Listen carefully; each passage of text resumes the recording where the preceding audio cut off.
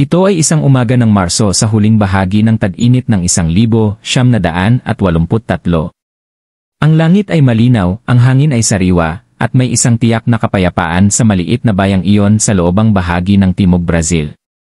Mukhang tahimik ang lahat. Ngunit ang bahay numero 27 sa pangunahing kalye ay nasa kaguluhan. Sa loob, may mangyayari na magmamarka sa kasaysayan ng rehiyong iyon at magpapabago ng tuluyan sa buhay ng isang lalaking nagngangalang Otavio. Si Otavio ay isang 36 taong gulang na lalaki, blonde na may maamong mga mata, sanay sa pagtatrabaho sa bukid. Nagtrabaho siya bilang isang maliit na magsasaka.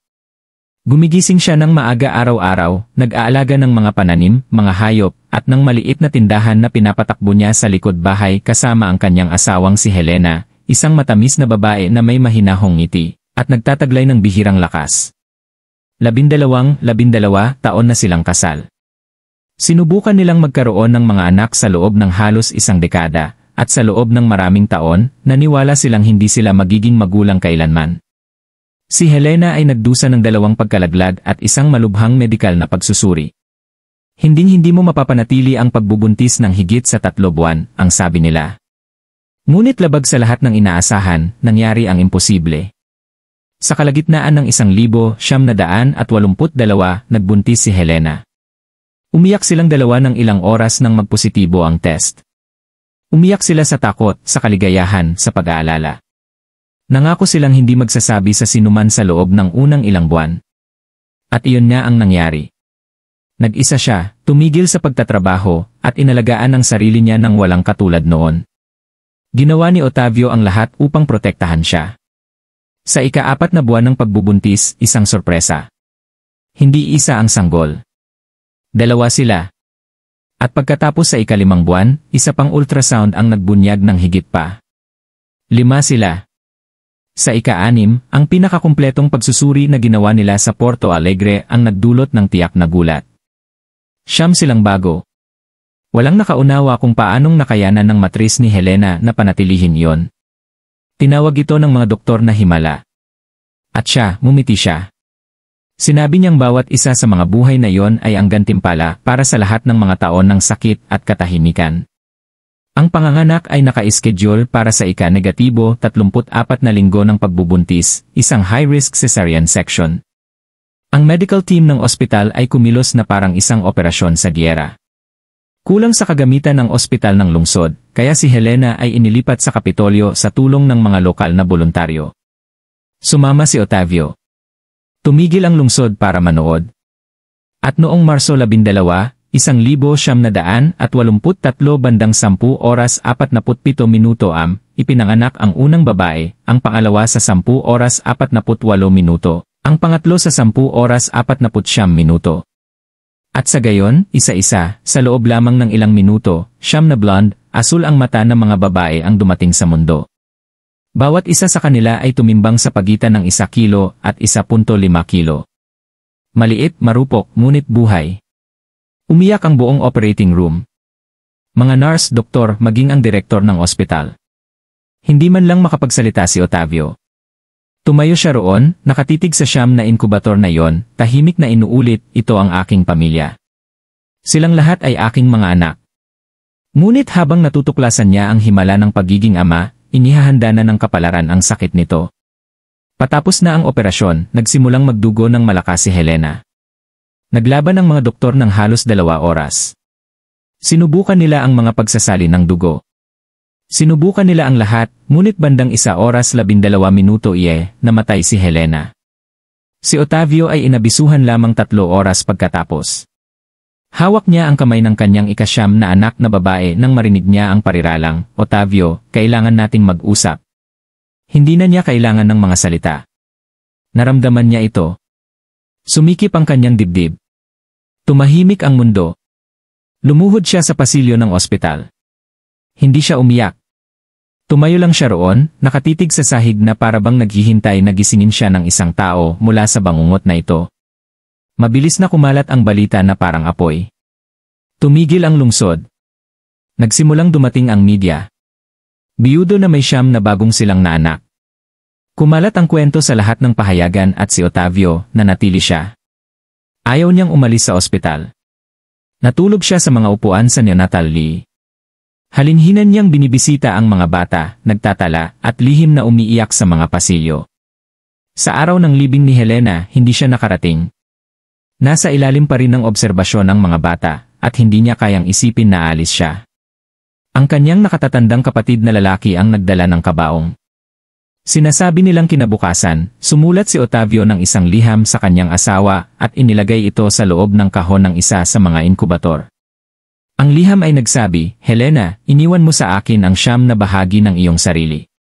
Hindi ko alam kung paano, ngunit gagawin ko ito kahit pa mag-alinlangan ang buong mundo."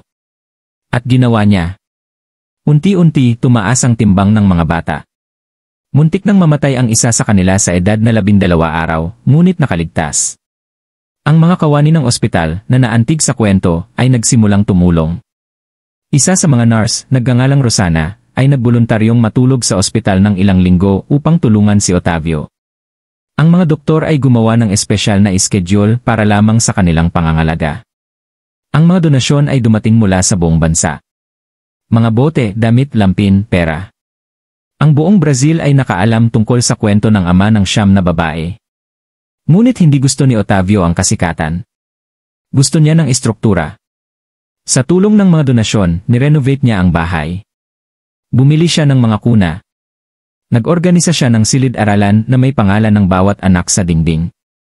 At sa edad na 2 buwan, umuwi ang mga bata. Ang buong bayan ay nagtipon sa kalye upang sunduin sila. Mukha itong isang parada. Mga lobo, karatula, palakpakan ng mga bata. At naroon siya, si Otavio, mag-isa sa likod ng truck na may siyam na sanggol sa kanyang mga bisig. Walang nakalimot sa eksenang iyon. Ngunit ang tunay na hamon ay darating pa. Pagkatapos ng araw na dinala ni Otavio ang kanyang mga anak pauwi, wala nang pareho. Hindi na siya ang lalaki na nag-aalaga ng maliit na plantasyon o ng tindahan sa likod bahay. Ngayon tinatawag na siya ng lahat na ama ng siyam na babae. Ganoon ang pagtawag sa kanya ng mga kapitbahay, kakilala, pahayagan, maging ang mga clerk sa tanggapan ng rehistro. Wala nang sariling pagkakakilanlan si Otavio. Siya na lang ang blonde na lalaki na may malungkot na mga mata na umaalis sa bahay na may siyam na stroller ng sabay-sabay. Sa mga unang araw, halos hindi siya makatulog.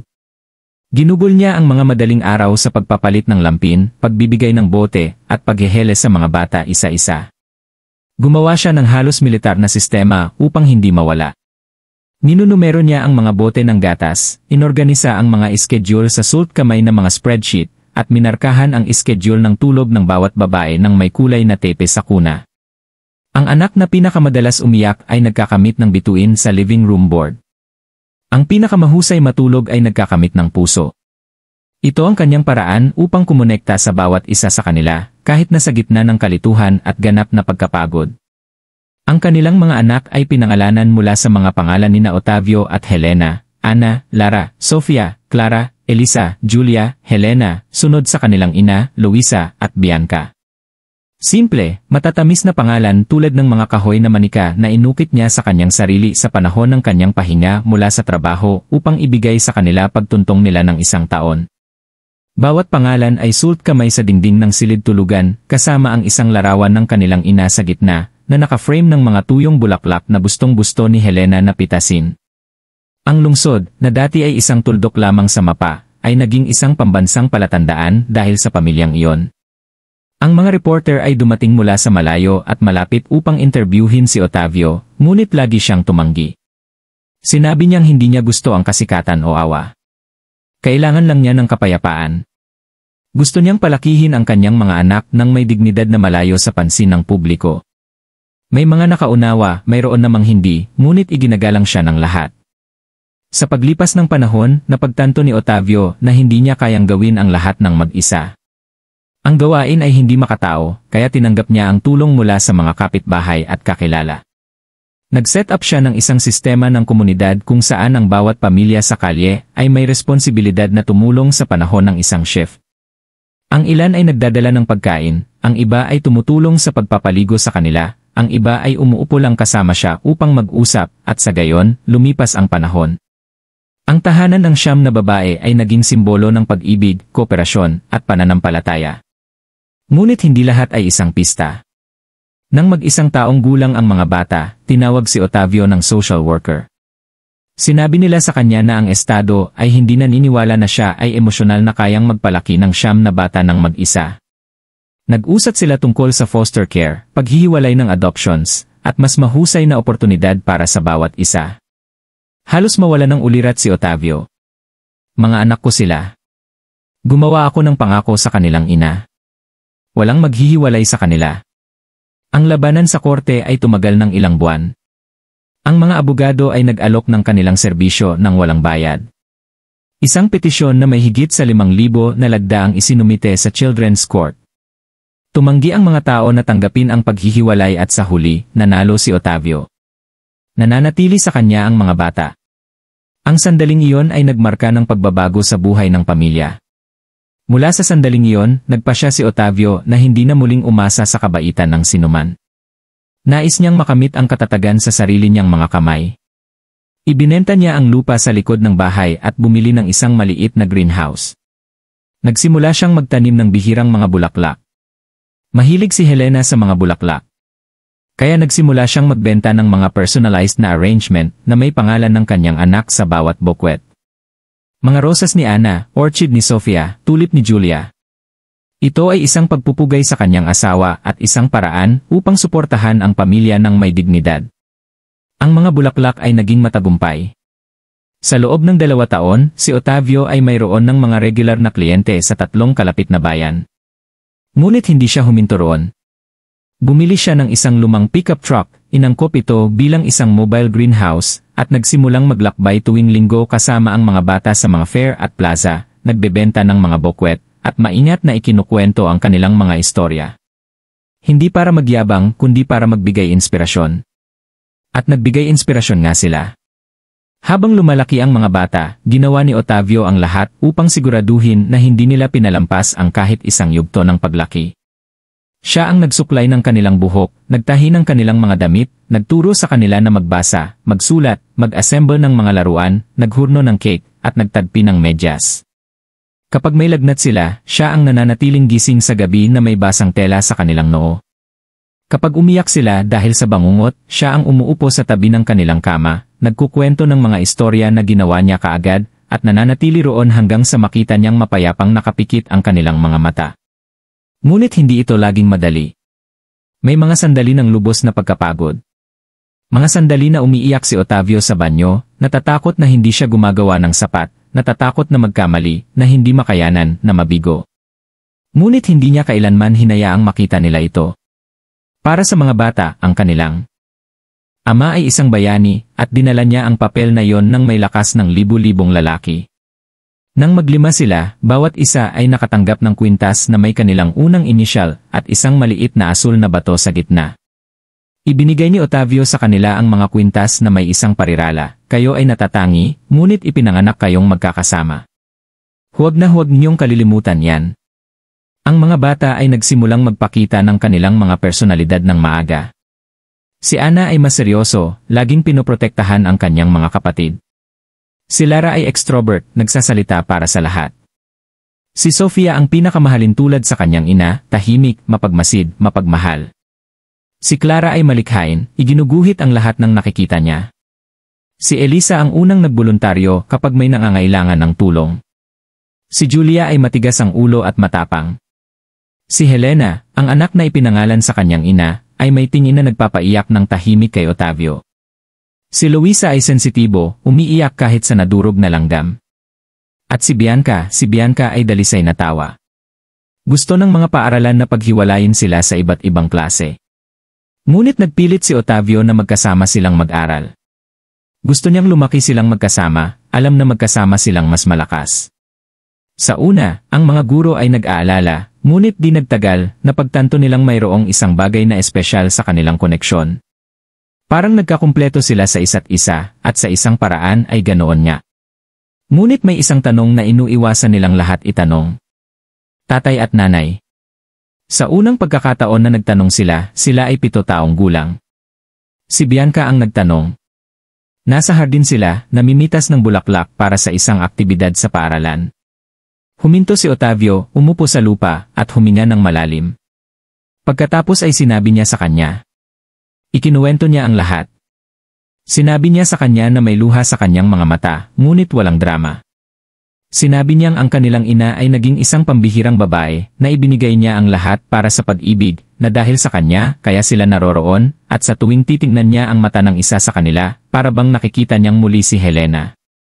Umiyak ang mga bata, ngunit ito ay isang magandang iyak, ang uri na nagpapahugas ng sakit. At sa araw na yon, lahat sila ay nagpunta sa larawan ng kanilang ina na nakasabit sa kanilang silid at nag-iwan ng mga bulaklak. Nang hindi nalalaman ni Otavio, bawat isa sa kanila ay sumulat ng isang maliit na liham at inilagay ito sa likod ng frame. Pagkalipas ng mga taon, nang mas matanda na sila, ang mga liham na ito ay babasahin ng magkasama at magpapabago sa lahat. Ngunit malalaman mo iyan mamaya. Ang oras ay may kakaibang paraan ng pagdaan kapag nabubuhay ka para sa pag-ibig. Para sa ilan, ang mga taon ay parang kulungan. Para kay Otavio, ang mga taon kasama ang kanyang 9 na anak ay isang sagradong daanan. Bawat umaga sa tabi nila ay isang tahimik na pagpapala. Bawat tahimik na gabi sa tabi ng 9 na kama, na humihina ng mahina, ay isang paalala na gumawa siya ng tamang pagpili. Pagsapit ng 10 taong gulang ng mga bata, ang bahay ay ganap ng umangkop sa bago nitong katotohanan. Ang maliit, simpleng gusali ay nabago sa isang uri ng family cabin. Pinagsasaluhan ng mga silid tulugan na may mga bunk beds, mga aparador na may color-coded, mga kalendaryo na may mga kaarawan, at mga taon ng pag-aaral na nakasabit sa dingding ng living room. Natutunan ni Otavio na ayusin ang kanyang buhay tulad ng ilan lamang. Ngunit ang magaan at mapaglarong pagkabata ay nagsisimula ng maglaho. Ang pagdadalaga pagbibinata ay dumating na parang isang bagyo. Bawat bata, ngayon ay may mga opinyon, mas matitinding emosyon, at natatanging pangangailangan, ay nagsimulang lumaban para sa kanilang lugar sa mundo. At si Otavio, na laging isang daungan, ay naging din isang parola, matatag ngunit sabay-sabay na nagliliwanag ng iba't ibang landas. Si Lara ang unang humiling na gupitin ang kanyang buhok ng maikli. Nag-alinlangan siya, ngunit nakaunawa. Gusto ni Ana na matulog sa isang hiwalay na silid sa loob lamang ng isang linggo upang subukan ito. Si Julia ay naging mas mapag-isa. Si Elisa ay nagsimulang magtanong tungkol sa kanyang hitsura. Gusto ni Bianca na tumigil sa pagsusuot ng mga damit at humingi ng maong. Si Sofia ay nagsimulang mag-drawing ng mas malulungkot na larawan. Si Clara ay nagsimulang magsulat sa mga diary na ikinukandado niya. Si Helena ay nagbasa ng mga libro tungkol sa pagiging ina at pagbubuntis. Umiyak si Luisa nang hindi alam kung bakit. At pinanood ni Otavio.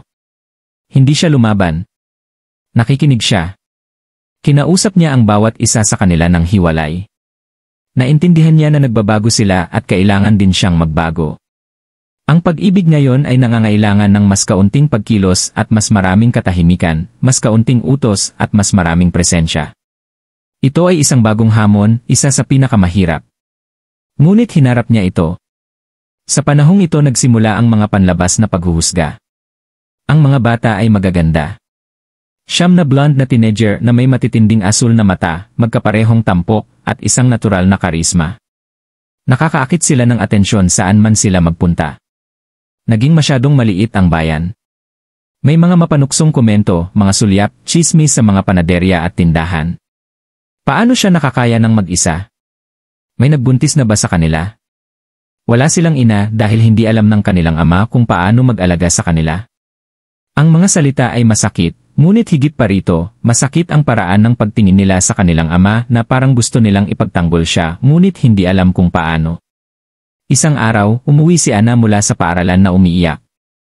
Sinabi raw nila na wala siyang ina dahil pinili ng kanyang ina na mamatay kaysa magpalaki ng 9 na babae. Huminga ng malalim si Otavio, niyakap siya, at sinabing, "Anak, minsan ang mga tao ay hindi alam ang sinasabi nila. Ibinigay ng iyong ina ang buhay niya para sa inyo, literal, at iyon ang pinakadakilang pag-ibig na mayroon." Sa araw ring iyon, tinawag niya silang lahat sa living room. Sa unang pagkakataon, ipinakita niya sa kanila ang isang maliit na kahon na iniingatan niya mula pa noong kanilang kapanganakan. Sa loob ay may isang laso mula sa kanilang ina, ang nota na isinulat ni Helena ilang sandali bago ang panganganak, isa sa kanyang mga hikaw, isang tuyong bulaklak, at ang liham na iniwan niya sa inkubator taon na ang nakalipas. Nang basahin nila ang liham ng kanilang ama na isinulat habang nasa ospital pa, umiyak silang lahat. Maging si Ana na bihirang maging emosyonal. Sa sandaling iyon nila tunay na naunawaan ang kanilang kahalagahan sa buhay ng lalaking iyon. Kung isang araw wala na ako rito, sana tandaan nyo kung gaano ako nagsikap. Kung ako man ay nagkamali, ito ay sa pagsisikap na magawa ng tama. Kung ako man ay umiyak, ito ay sa katahimikan. Kung ako man ay nagmamahal, ito ay walang sukat. Kayo ang pinakamahusay na natitira sa akin. Nagpatuloy ang pagdadalaga pagbibinata sa mga pagbabago nito. Ngunit mayroong isang kakaibang detalye. Wala sa mga bata ang tunay na lumayo sa kanilang ama. Kahit sa mga sandali ng paghihimagsik, protesta, sigawan, at pagsara ng pinto ng malakas, bumabalik sila palagi. Naghiningi sila ng tawad palagi. Umupo sila palagi para mag-usap. Ang ugnayan sa pagitan nila ay mas malakas kaysa sa anumang mahirap na yugto. Ngunit ang bahay ay nagsisimulang maramdaman na masyadong maliit.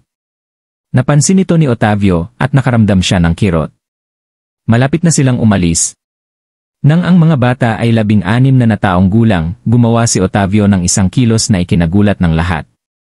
Ibinenta niya ang greenhouse. Ang parehong sumuporta sa bahay sa loob ng maraming taon.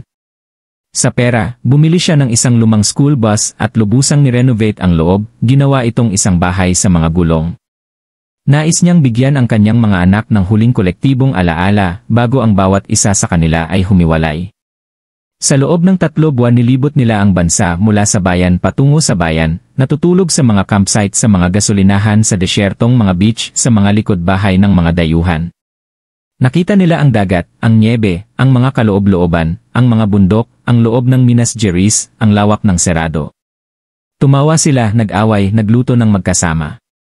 Gumawa sila ng mga video, kumuha ng mga litrato, sumulat ng mga liham sa isa't isa. At sa huling gabi ng biyahe, nakaupo sa paligid ng isang gawa-gawang campfire sa gitna ng isang bukas na parang, sinabi ni Otavio, alam kong hindi ako perpekto. Alam kong gumawa ako ng maraming pagkakamali, ngunit kung makakabalik ako sa panahon, gagawin ko ulit ang lahat.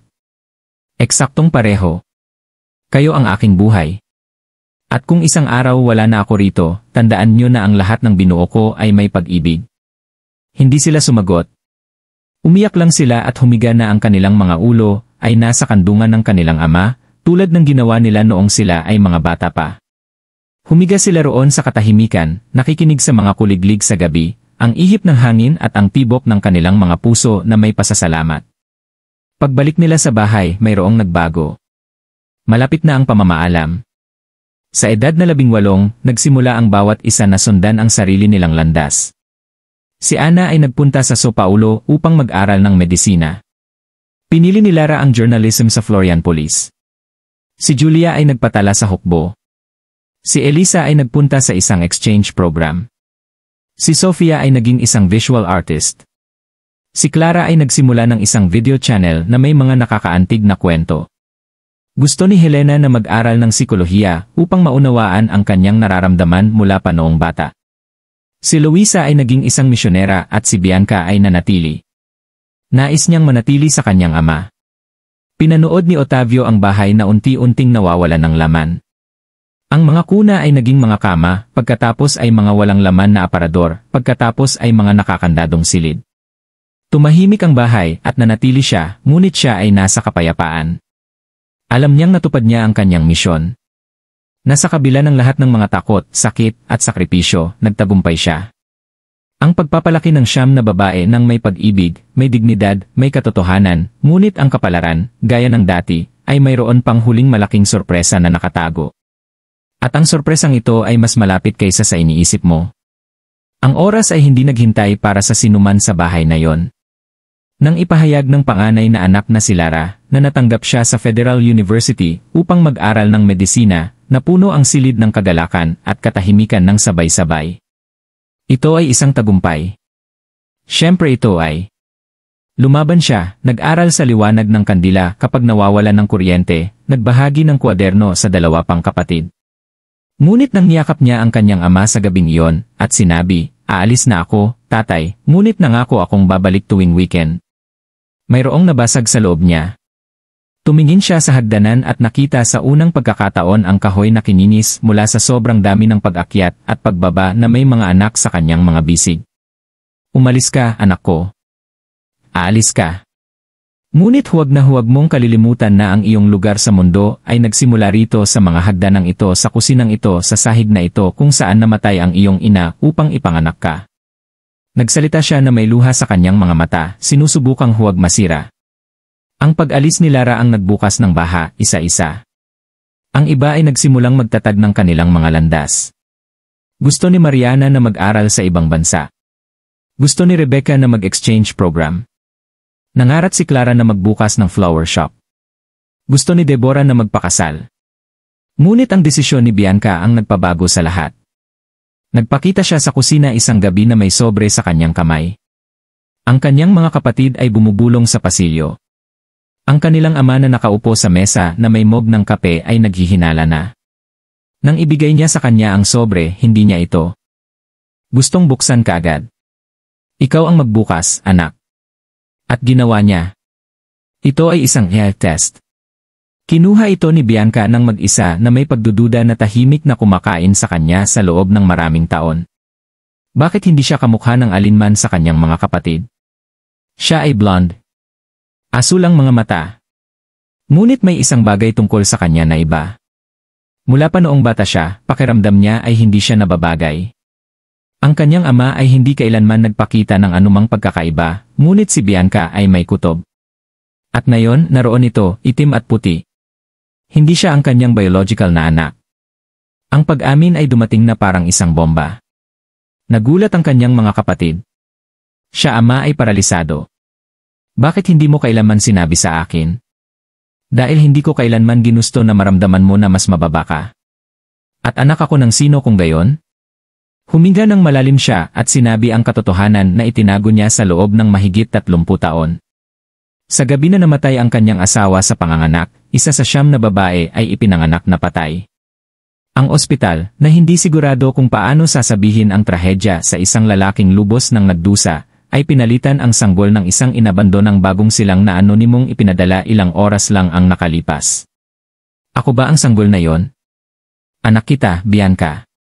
Dahil hinawakan kita sa aking mga bisig na may parehong pag-ibig. Dahil hinele kita sa madaling araw na may parehong musika na hinihele ko ang iba. At dahil kahit hindi kita ipinaanak, pinili kita araw-araw. Iyan ang ibig sabihin ng pagiging ama. Umiyak siya. Umiyak silang lahat. Ang katahimikan ay tumagal ng matagal sa gabing iyon. Ngunit sa huli, isa-isa, ang mga kapatid ay lumapit, niyakap si Bianca, at paulit-ulit na sinabi ng sabay-sabay, kapatid ka namin. Lagi na. Ang krisis na yon ay nagdala sa pamilya ng mas malapit sa isa't isa kaysa sa anumang Pasko o Kaarawan. Ang nakalantad na sugat ay gumaling sa katotohanan, ngunit ang buhay ay hindi kailanman tumigil sa pagsubok sa amang iyon. Pagkalipas ng ilang buwan, inatake siya sa puso. Mag-isa sa bahay, ang kanyang mga anak ay kalat-kalat na, ang isa sa ibang estado, ang isa ay wala sa bansa.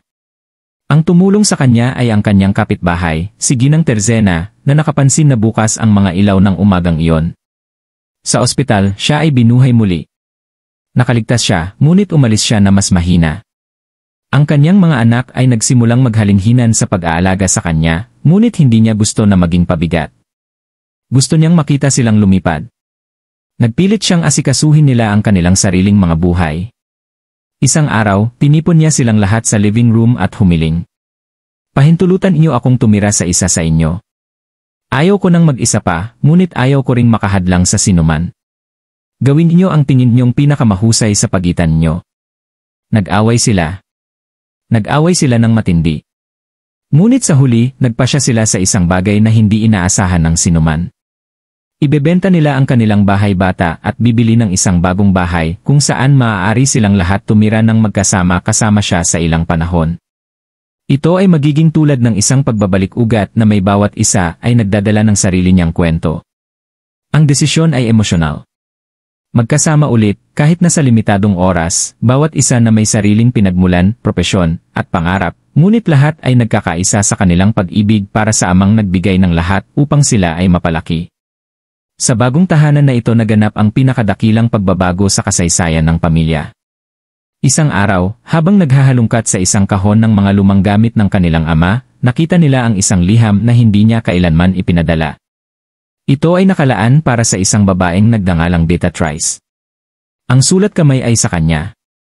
Ang petsa, 1,982. Sino ang babaeng iyon, tatay? Nanahimik siya. Ipinikit niya ang kanyang mga mata. Lumulok siya ng malalim. At pagkatapos ay ibinunyag niya ang isang bagay na hindi inaasahan ng sinuman. Bago niya makilala ang ina ng mga bata, umibig siya sa isang dalaga na nagdangalang Beatrice. Nagbuntis ito ngunit nawala. Hindi na niya narinig ang balita tungkol sa kanya. Ang liham ay isang desperadong pagtatangka upang hanapin siya, ngunit hindi siya nagkaroon ng lakas ng loob na ipadala ito. Maaari akong magkaroon ng isang anak sa labas na hindi ko pa nakikita. Ang epekto ay napakatindi. Ang mga bata, ngayon ay mga babae, ay nagkatinginan sa gulat. Maaari ba talagang siyam sila? O posible bang mayroong iba pa? At doon nagpasya si Mariana ng isang hindi inaasahang desisyon. Hahanapin niya si Beatrice.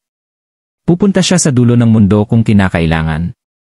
At ang paghahanap na ito ay magpapabago sa lahat ng inakala ng pamilya na alam nila tungkol sa kanilang sarili.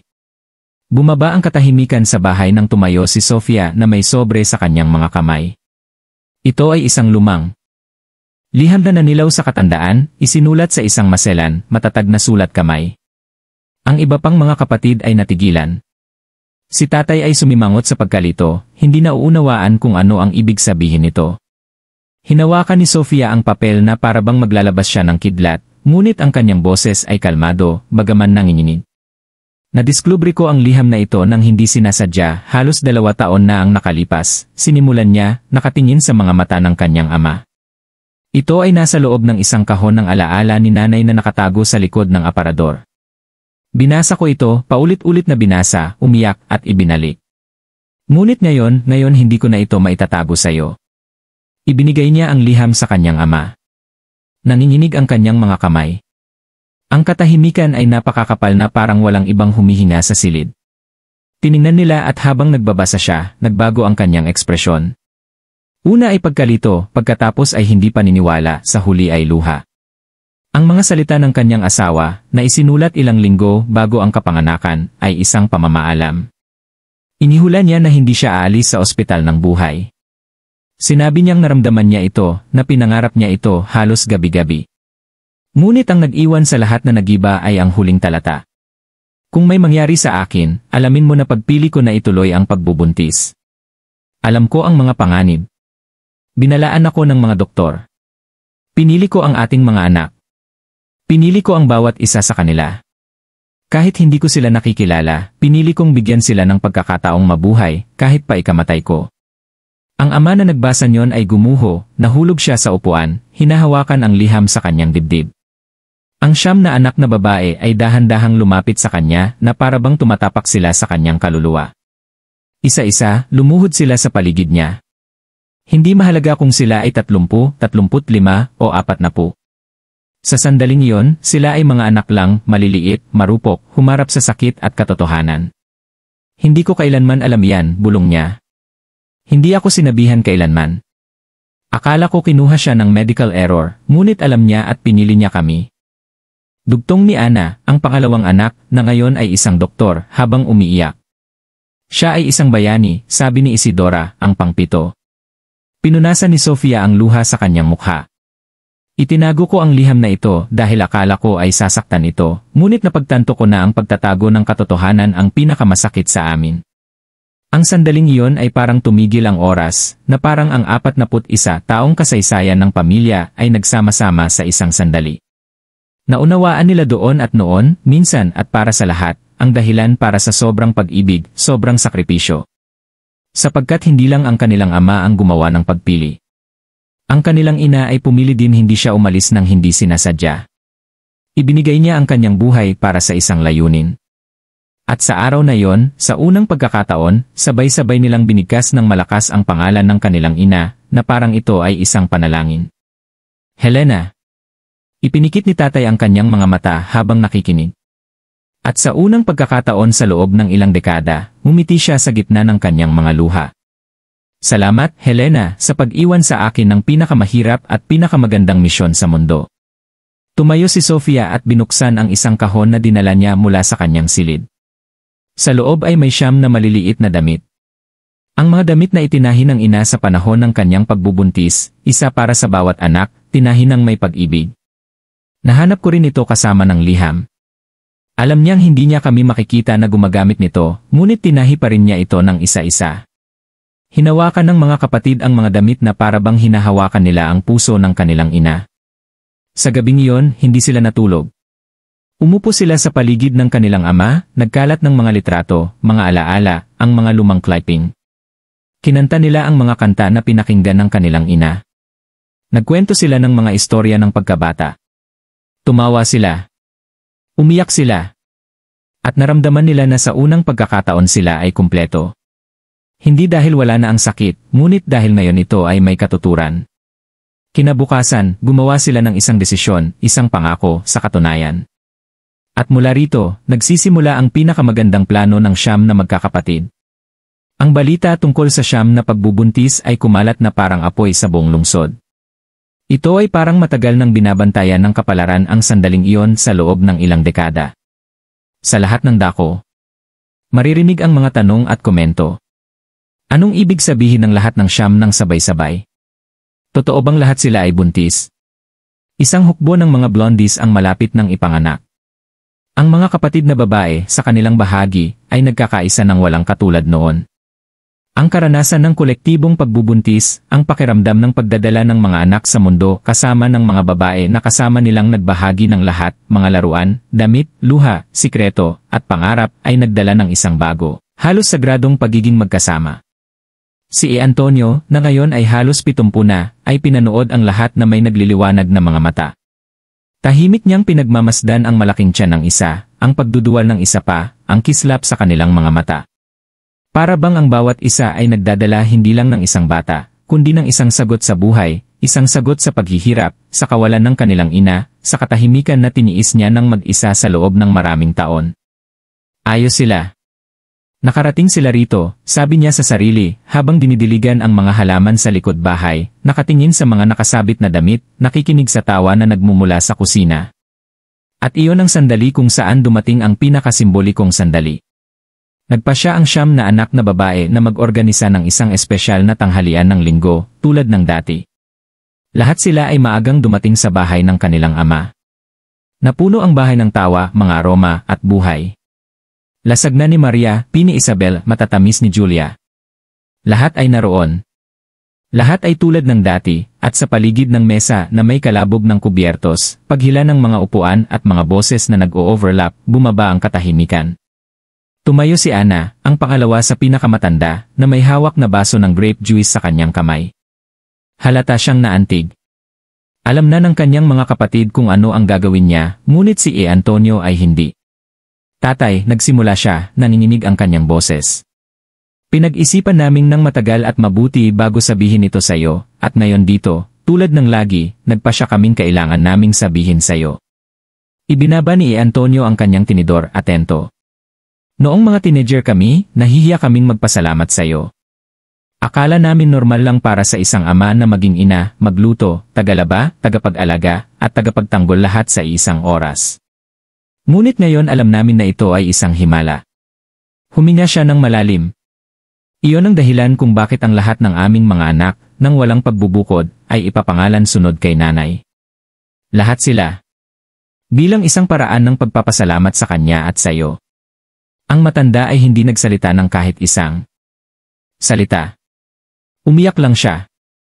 Ang mga luha ay bumagsak ng malakas nang hindi humihingi ng pahintulot habang ang kanyang 9 na anak na babae ay lumapit upang yakapin siya ng magkasama.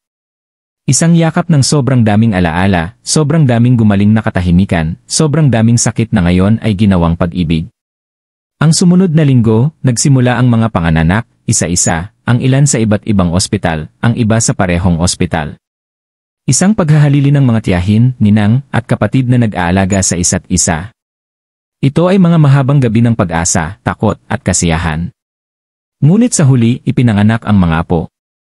9 na apo, 6 na babae, 3 lalaki, lahat blonde, tulad ng mga matang yumaw kasama ang kanilang ina noong 1983. Ang ilan ay may asul na mga mata, ang iba ay may mas mapusyaw na honey na mga mata, lahat malusob, lahat na may pangalang Helena bilang bahagi ng kanilang rehistro.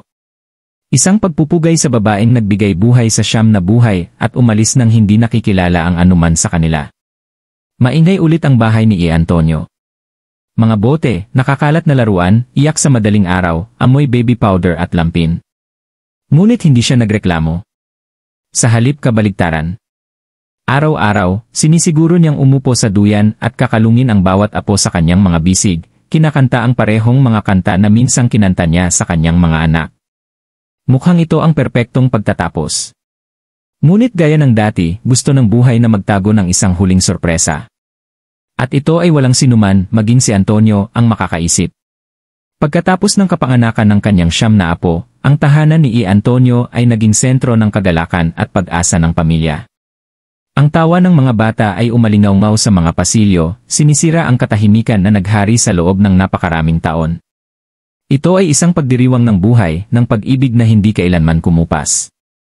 Ngunit sa gitna ng kaligayahang ito, may isang bagay pa ring may lihim. Isang hapon, habang nililinis ang atik, nakita ni Ana ang isang luma, nakakandado, at maalikabok na kahon. Nagtataka, tinawag niya ang kanyang mga kapatid upang tulungan siyang buksan ito. Sa loob, sa gitna ng mga litrato at liham, ay isang selyadong sobre na may nakasulat na kanyang pangalan sa isang nanginginig na sulat kamay. Nag-alinlangan siya ngunit binuksan niya ito. Ito ay isang liham mula sa kanyang ina, si Helena, na nakalaan kay Antonio. Sa mga pahina na nanilaw sa katandaan, ikinukwento ni Helena ang isang kwento na hindi kailanman isinaysay. Bago niya madiskubre na siya ay buntis sa 9 na babae, nawalan siya ng isang sanggol, isang lalaki, sa isang maagang pagkalaglag. Ang pagkawala na ito ay lubos na nakaapekto sa kanya. Ngunit ang ikinagulat ng pamilya ay ang sumunod. Ibinunyag ni Helena na kasabay nito, kailangan niyang gumawa ng isang imposibleng desisyon, ang mag-donate ng bahagi ng kanyang mga organo upang iligtas ang buhay ng isang malapit na babae na nasa koma at nasa panganib na mamatay. Hindi niya sinabi kung sino ang babaeng ito, tanging isa siyang taong napaka-espesyal at umaasa siya na isang araw ay lalabas ang katotohanan. Ang naantig na ama ay muling binasa ang liham. Nararamdaman ang bigat ng isang babae na laging inuuna ang pag-ibig kaysa sa lahat.